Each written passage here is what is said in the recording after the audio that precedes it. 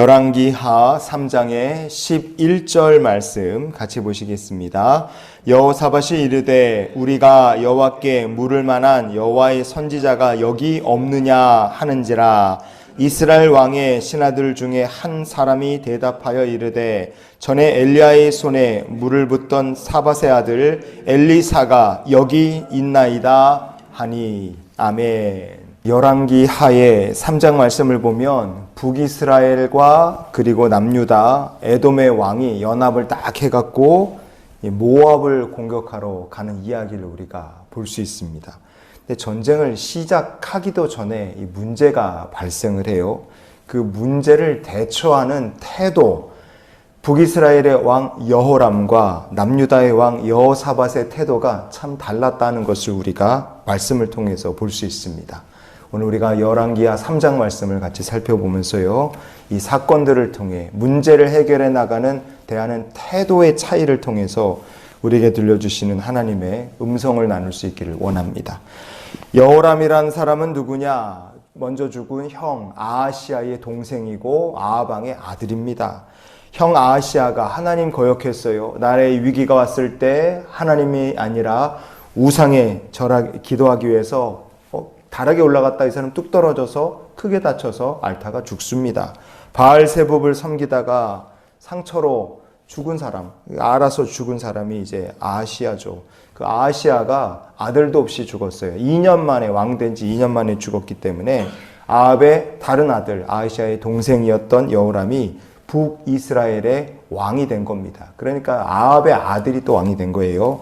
아버지, 형 둘 다 하나님께서 말씀하신 그대로 죽었습니다. 어머니도 그렇게 죽었어요. 그러면 여호람이라는 사람은 하나님 무섭고 참 두려우신 분이구나, 확실히 말씀하신 대로 그렇게 역사하시는구나 알았다면 여호람은 하나님을 두려워하고 하나님 앞에 겸손히 사는 게 마땅했습니다. 그러나 그는 이렇게 살았다고 성경은 이야기합니다. 열왕기하 3장의 2절, 3절을 우리 같이 보시겠습니다. 그가 여호와 보시기에 악을 행하였으나 그의 부모와 같이 하지는 아니하였으니 이는 그가 그의 아버지가 만든 바알의 주상을 없이 하였음이라. 그러나 그가 느밧의 아들 여로보암이 이스라엘에게 범하게 한 그 죄를 따라 행하고 떠나지 아니하였더라. 아멘. 여로보암은 비록 아버지 아합처럼은 그렇게 악하게 살지는 않았어요. 아버지보다는 그나마 낫습니다. 그러나 그는 아버지가 만든 바알의 우상은 깨부셨으나 그러나 그는 여전히 여로보암이 만든 금송아지 우상은 그대로 섬기면서 하나님 거역하는 삶을 그냥 이어갔습니다. 그러니까 어떤 문제가 생기느냐? 여전히 우상을 믿고 있는 거잖아요. 아버지만큼은 아니었으나 여전히 우상을 믿고 있을 때 그는요, 고난 중에서 바른 믿음으로 하나님께 나가지를 못하고 어려움을 만날 때 오히려 하나님을 원망하는 모습을 그는 우리에게 보여줍니다. 하나님 원망하는 자가 된 거예요. 전쟁을 하러 가는 과정인데 그 과정에서 어떤 길로 모압을 치러 갈까? 세 나라가 같이 싸우니까 왕들이 얘기를 하는 거죠. 열왕기하 3장의 8절부터 10절에 그 얘기가 있습니다. 9절에 보니까 이스라엘 왕과 유다 왕과 에돔 왕이 가더니 길을 둘러간 지 7일에 군사와 따라가는 가축을 먹일 물이 없는지라 그랬습니다. 이 세 왕이 에돔 쪽으로 지나가는 광야 루트를 따라 가는데 가다 보니까 먹일 물이 없어서 군사도 가지고 간 인원들도 목이 말라서 어쩔 수 없어서 힘들어하는 거예요. 이 전쟁은 시작도 안 했는데 전쟁하기도 전에 연합군 안에 문제가 생긴 겁니다. 근데 모압을 치는 과정에서 이 루트를 정하고 이 모압과 전쟁을 하자 이거 자체를 결정하는 과정에서요, 여호람이라는 사람이 하나님께 물어본 적이 있느냐? 없습니다. 하나님 우리가 어떻게 싸워야 됩니까? 안 물어봤어요. 결정하는 것도 자기가 있고요, 전쟁의 시기도 자기가 정하고요, 전쟁하러 가는 길도 자기가 다 선택한 겁니다. 엘리사 선지자가 있었으나 엘리사에게 물어봤느냐? 그런 거 일절 없었어요. 근데 문제가 생기니까 여호람이 어떻게 했느냐? 이게 중요하죠. 열왕기하 3장의 10절 말씀을 우리가 한번 읽겠습니다. 이스라엘 왕이 이르되 슬프다, 여호와께서 이 세 왕을 불러 모아 모압의 손에 넘기려 하시는도다 하니 그랬습니다. 여기서요 중요한 게 있어요.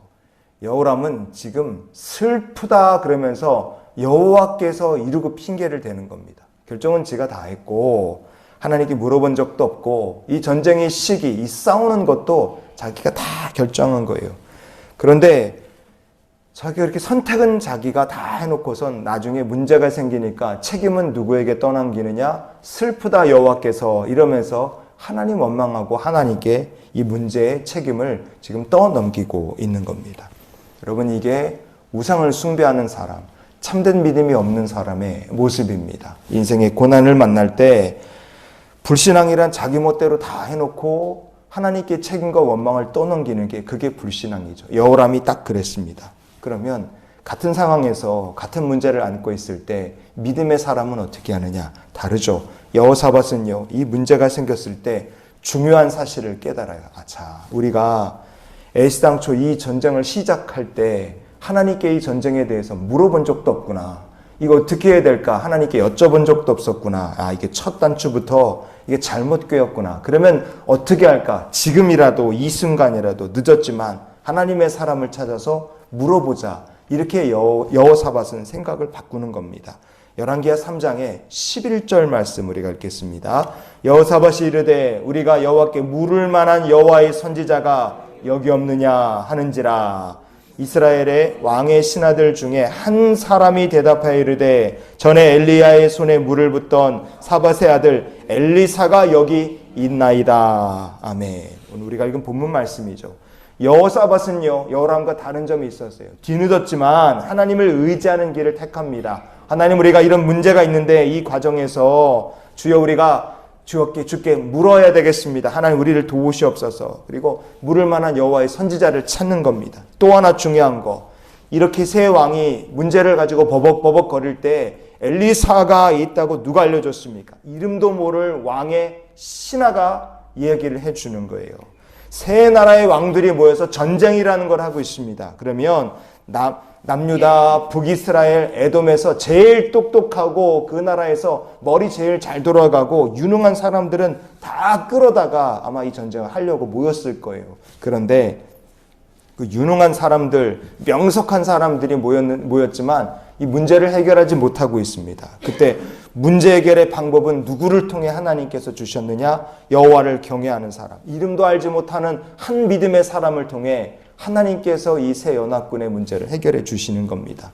여러분, 우리가 이것을 보면 무엇을 알 수 있느냐? 세상의 문제를 해결하고 세상의 문제를 바꾸는데 많은 사람이 필요한 것이 아니라 믿음의 눈으로 보는 사람이 필요하다 하는 것을 우리가 볼 수 있습니다. 믿음의 눈으로 보는 사람, 여호사밧 같은 사람, 믿음의 눈으로 보는 이름도 알려지지 않은 한 신하같이 우리가 삶의 문제를 만났을 때 믿음의 눈으로 바라보는 성도가 될 수 있기를 원합니다. 그런 성도가 있는 곳에 하나님 도우심이 나타나시고 하나님께서 역사하심으로 삶의 문제가 해결되고 우리의 삶에 하나님 영광과 승리가 나타나게 될 줄 믿습니다. 그래서 우리가 이런 기도로 오늘 하루의 삶을 살았으면 좋겠어요. 하나님, 오늘도 믿음의 눈으로 보게 하시고 말씀대로 실천하며 살게 도와주시옵소서. 여호람 어떻습니까? 결정은 내가 하고요, 원망은 하나님께, 책임은 하나님께 돌리는 사람이었어요. 그는 슬프다 여호와께서 이렇게 말은 했으나 여호와를 찾을 생각은 하지 않았습니다. 끝까지 자기 중심이었어요. 그러나 그런 사람 곁에 하나님께서는 여호사밧 같은 사람을 통해 삶의 문제를 해결하기 위해 하나님께로 믿음의 눈으로 보고 하나님께로 나가도록 그를 인도하셨습니다. 여러분, 이것이 여호람과 여호사밧의 차이였어요. 언제나 오늘 이 한날의 삶을 살면서 우리가 무엇을 하든 어디를 가든 여호사밧처럼 믿음으로 보는 성도 되기를 원하고 믿음으로 살며 실천함으로 하나님께로 나아가는 성도가 되기를 원합니다. 그렇게 믿음으로 사는 성도가 되어 우리가 가는 그곳에, 우리가 머무는 그곳에 하나님의 도우심과 역사하심이 나타나는 귀한 하루의 삶이 되시기를 예수님의 이름으로 축원을 드립니다.